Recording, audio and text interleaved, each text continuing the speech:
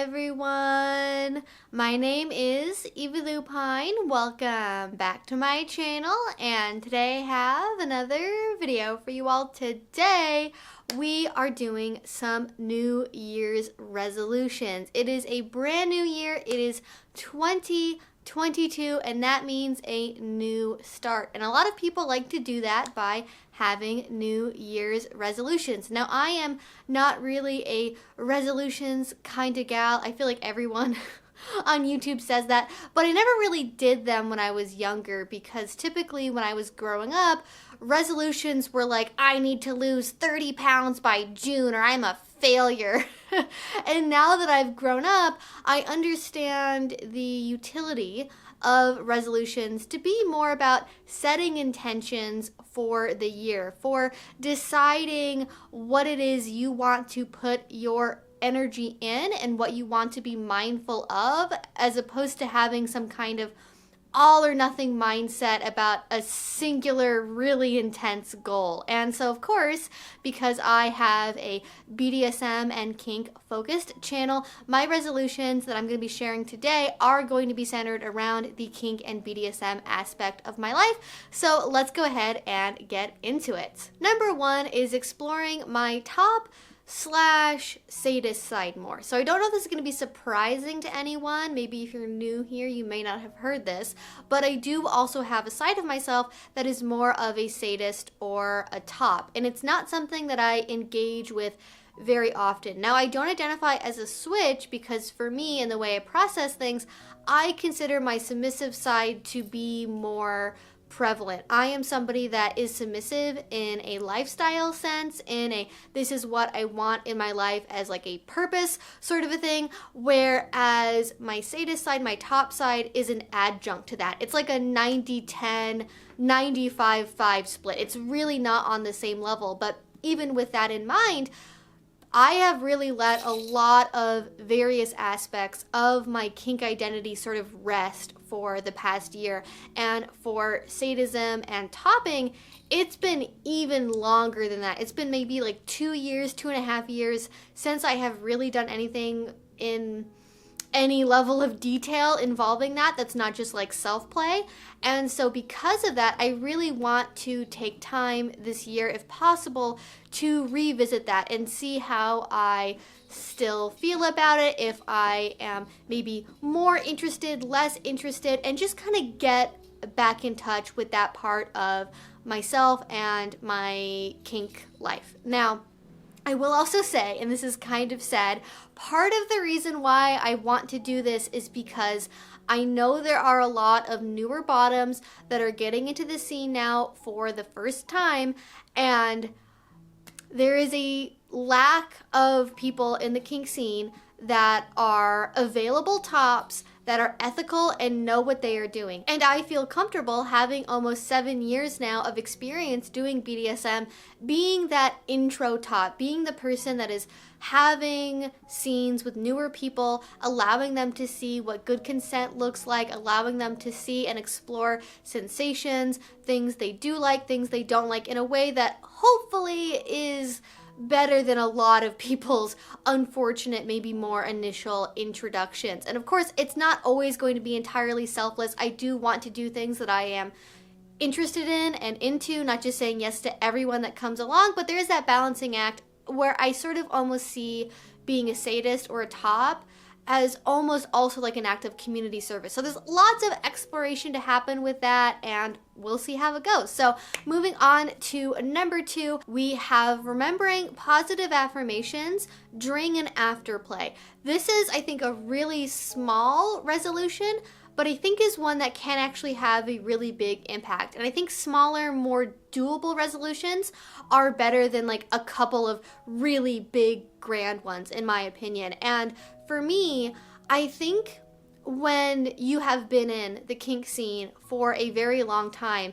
and you are used to doing things, you are used to having partners and having scenes, it's really easy to take that for granted and just assume that will be there. I think having the pandemic has sort of made it where people are more aware of how precious this thing is, but still, like, you have to think about the fact it is very unusual that you would find someone that is also into the same unusual things as you and is available and wants to do it with you and all that other stuff, right? And I think acknowledging that and remembering it as a precious, special connection. And of course, this is not to say that you should stay in a relationship that's not fulfilling for you just because it maybe would be harder to replace, but outside of that, I think it's important to acknowledge, hey, this is a special and wonderful thing we have together, and thank you for doing this. I had a really amazing time. I liked it when you did X. That feels good to me. You're doing a great job. Good girl, good boy. Any of those little tiny little positive things in there, not even necessarily going into like praise kink territory, but just kind of saying thank you and I like this and this was fun and good, I think is really important, especially if you want to get to a point where you can have really detailed feedback and breakdowns of your scenes. Starting that off with acknowledging those positives as something on the forefront before that, I think is actually a really, really good technique. And I know not everyone is like this, but for me as a surface submissive, I feel like it makes me feel more appreciated when that service is acknowledged and thanked. And also on the top side, even getting those thank yous from a bottom, being reassured that something was good and enjoyable can really help ward off top drop and feeling drained and feeling used as a top in the scene. So I feel like really a lot of different directions this could be very beneficial, and I'm curious to see how it affects my BDSM going forward into 2022. And sort of going back to my first resolution where I talked at the very end about not saying yes to everyone that comes along, my third resolution, number 3, is saying no when I mean no. I spend so much freaking time on this channel talking about consent, how to say yes, how to say no, how consent can be sexy, and consent I think is really a baseline for my BDSM, for my relationships, and it's really important. And I think out of all of those factors, it's the learning how to say no part, at least for me in my experience, that can be the most difficult. And I am aware that after being isolated for so long, after not really getting to be in the scene for over 2 years now, that there could be that tendency to slip back sort of into a so-called sub-frenzy or newbie frenzy direction where you want to say yes to everything and every opportunity and every person because you're afraid of missing out. You're afraid of not getting that opportunity again, and not being in tune with yourself and not knowing how or when to say no when you need to for your own well-being. That can put you in some bad situations. And for me, I want to make sure that I am proactively avoiding that. And I think as submissives as well in general, it can be more tempting to say, oh, do whatever you want to me, I don't really care, and be in a position where you feel like saying no makes you a bad submissive or makes you a lesser submissive. And I really want to make sure that I'm not giving into that own sort of internal critic in a way that's saying like, don't say no, power through it. It is okay to say no. And the reason why I talk so much about consent on my channel is because that is something that from time to time I do struggle with. And so I know that other people are possibly going through the same thing. And so that is something I want to take into the next year because of my submissive side, but also as I start exploring that top side more, knowing that as a top, I also have the power to say no and have my own limits and have my own boundaries and fight against that stereotype that tops are just down for whatever their bottom says yes to. And that is definitely not the case. So I want to be more comfortable just directly saying no and not using like softer, more kind of passive language like, oh no, only if you really feel like it, or if you want to, master, or no, not really this time, when what I mean is like, no, never, it's not gonna happen.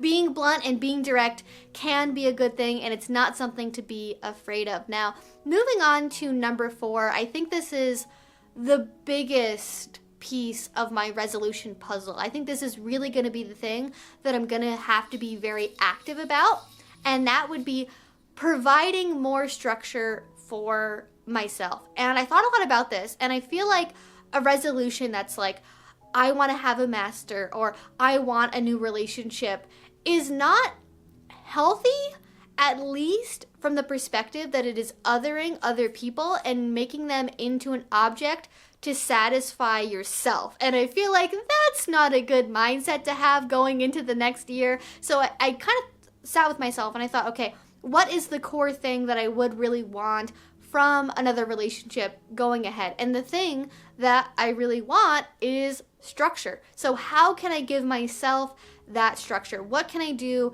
to help my life have this thing that I'm missing? And I think that for the past year, I have been having to do a lot of healing and self-work, and now I'm on the part of the path where I'm ready to kind of start rebuilding that in a lot of ways and kind of come off from my break of being submissive. And I talked about this in the video I did last year about self-collaring, and I think if you are a submissive person that needs that discipline and needs structure, that is something you can give to yourself with other tools. So this is really like a nesting doll of other resolutions inside of one resolution, because most of the structure I want would be things like, I want to make sure I'm taking like these vitamins every day. I'm drinking this certain amount of water. I'm setting a certain bedtime for myself. I'm cultivating a certain ritual morning routine. Like those are all things that I could have in DS, but that I can also give to myself. So I'm going more in the giving to myself path,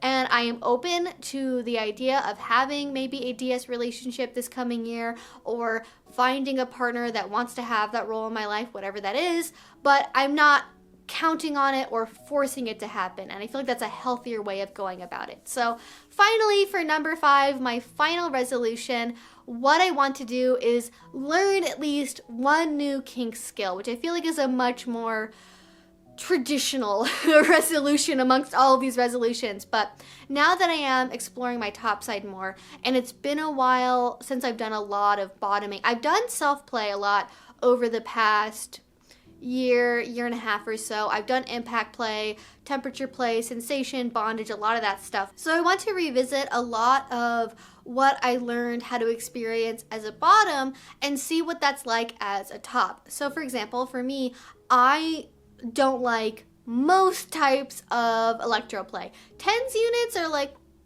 that can be good, but like anything involving a violet wand, anything like that, I'm like, no. But maybe I really like topping for it, or maybe I already know I really like needles. Do I also like topping for that? Is that a skill I can cultivate, and maybe I can give other people this sort of unique experience that not a lot of other people know from both sides of the equation?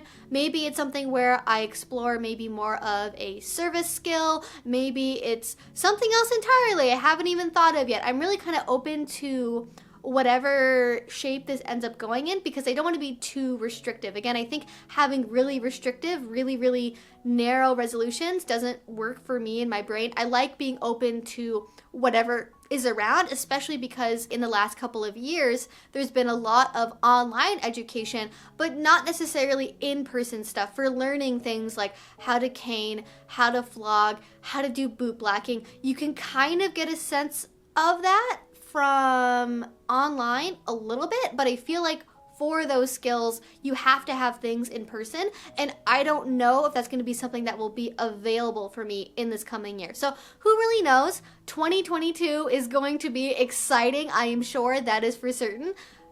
Not sure if it's going to be good exciting or bad exciting, but we'll find out as we go along. I'm just really excited, again, like I said during my Christmas video, to be along on that journey with all of you and be sharing as I continue to learn and grow. And I would love to know what your resolutions are, whether that be kink, poly, your own just regular vanilla life resolutions, whatever that is. I would love to know what they are in a comment down below. And yeah, that is everything that I have to share with you all today. I was hoping to get this one out earlier, but I ended up coming home from Christmas break, I suppose, later than I expected because of the snow, and then I ended up filming a video for Patreon first. So the schedule is a little bit all over the place, but going forward after this one, we are going back to our regular twice a week schedule. So look forward to that. I have so many great video ideas that I can't wait to film, and I hope you all have an amazing start to your 2022. Now, if you want to make sure to not miss any of those new videos coming up and you have not already, please do subscribe because I make videos twice a week about all sorts of kink and BDSM related topics, like I just said. And also, if you want to make sure to support my channel and maybe you want to check out that exclusive video I did on Patreon where I talked about my relationship between asexuality and pansexuality and the New Year's Eve party I went to and could I be a dominant in the future.